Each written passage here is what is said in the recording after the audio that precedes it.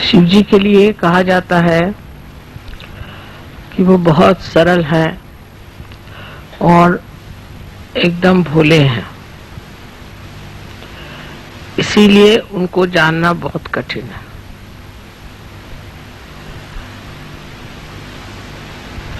कुंडलिनी का कार्य जो है वो देवी का कार्य है। देवी ही इस चराचर सृष्टि को बनाती है और अंत में आपके अंदर कुंडलिनी बनकर शिव तक पहुंचा देती है। शिव का पूजन होते वक्त याद रखना चाहिए कि शिव के गुण धर्म हमारे अंदर विकसित हुए या नहीं।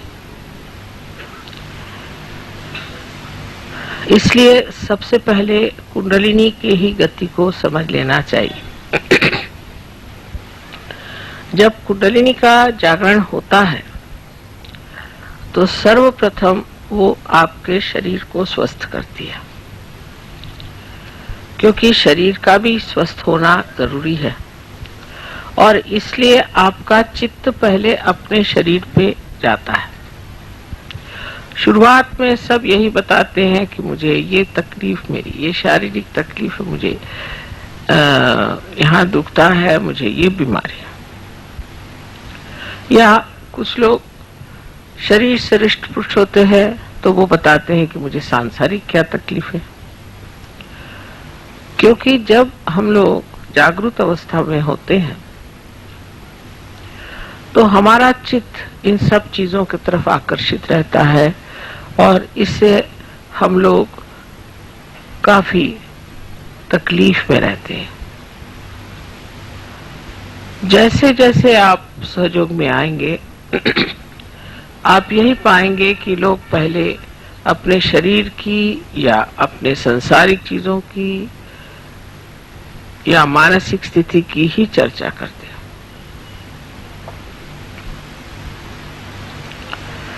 इसलिए पहले ये व्यवस्था की गई थी कि शरीर को पूरी तरह से त्याग दिया जाए, यानी उसके तरफ ध्यान न देना चाहिए और उसको कष्ट देना चाहिए।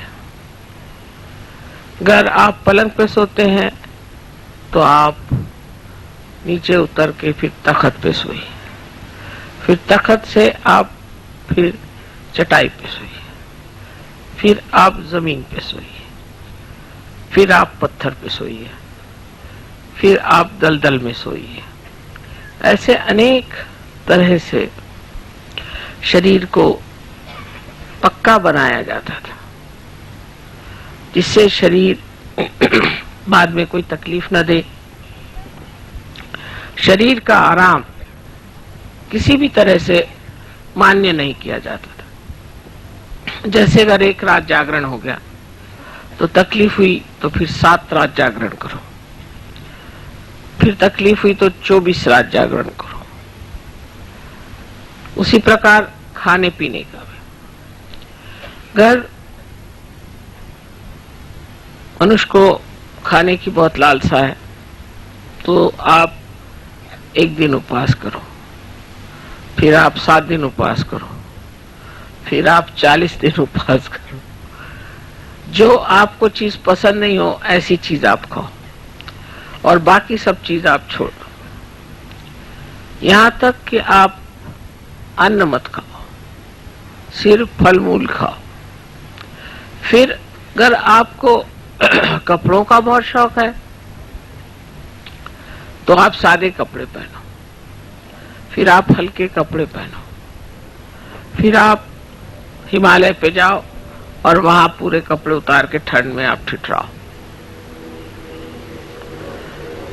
इसी प्रकार किसी को नखरा हो कि मुझे अच्छा घर चाहिए, मैं अच्छे घर के बगैर नहीं रह सकता, मेरे जैसे आजकल लोगों को बाथरूम अच्छा चाहिए, कपड़े, आजकल तो सब चीजें बहुत ज्यादा आ गई हैं तो उतनी हम लोगों की इच्छाएं और प्रवृत्तियां बढ़ गई, उधर हमारा चित्त ज्यादा जाता। तो कहा जाता था कि अच्छा ठीक है, आप बड़े महल में रहते हैं तो अब आप आकर के पहले झोपड़ी में रहो। फिर झोपड़ी में भी बाड़ा लगाते थे उसमें भी वो अपने को असुरक्षित समझते थे। तो कहा जाता था अच्छा अगर इसमें आप अपने को असुरक्षित समझते हैं तो ठीक है, आप जंगल में आके रहो, तीर्थ स्थान में जाओ। जैसे कि कोई निकला तो कांची का आदमी तीर्थ स्थान में जाएगा तो काशी जाएगा, और काशी का जाएगा तीर्थ स्थान में तो कांची जाएगा। रास्ते में उसको शेर खा जाएंगे, शेर ने छोड़ा तो सांप काट लेगा, सांप ने छोड़ा तो मगर खा जाएगा, और जब तक वो वहां पहुंचते हैं 1000 में से एक आध आदमी वहां पहुंचेगा।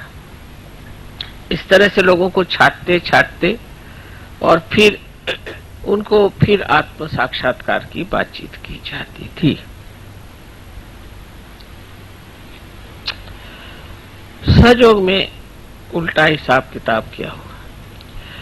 सहयोग में न तो आपको घर छोड़ना है, न द्वार छोड़ना है, नहीं अपने खाना पीना छोड़ना है, नहीं वस्त्र का कोई प्रॉब्लम है, कुछ नहीं, सब आप जैसे हैं ऐसे ही रहे।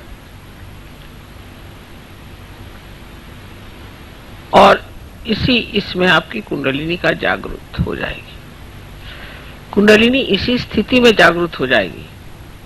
पहले तो एक हिरण का चर्म बिछा के उस पे बैठ के साधना करके फिर आपकी तपश्चर्या होगी। उसके बाद आप बहुत दिन तक भूखे मरिएगा, एकदम आपकी हड्डियां निकल आएंगी। तब भी फिर परीक्षा होगी, आपको उल्टा टांगा जाएगा, कुएं में डाला जाएगा, 2-3 बार देखा जाएगा किस हालत में आप हैं। उसके बाद अगर आप जिंदा रह गए तब फिर कहीं जाकर के चर्चा होगी।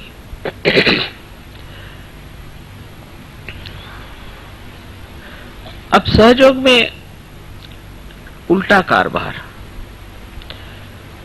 पहले तो हमने ऊपर का शिखर बना दिया, खोल दिया शिखर, सहस्त्रार खोल दिया, और सहस्त्रार खोल के अब कहा कि आप ही लोग अपने को ठीक करें। लेकिन तो भी हम लोग समझ नहीं पाते कि सहयोग बहुत ही कठिन चीज है। जितनी सरल है उतनी ही कठिन है। शंकर जी जैसे, क्योंकि हमारे अंदर अनेक नाड़ियां हैं,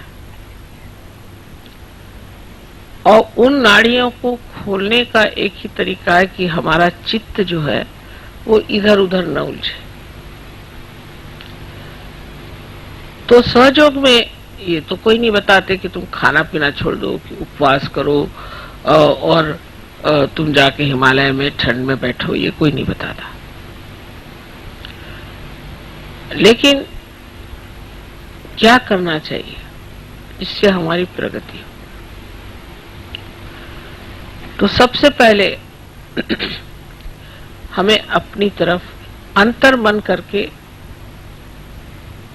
विचार करना चाहिए कि ये मैं क्या कर रहा हूं।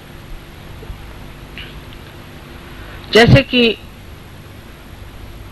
अब आप कहीं गए और आपने देखा कि आपको सोने की जगह नहीं मिली,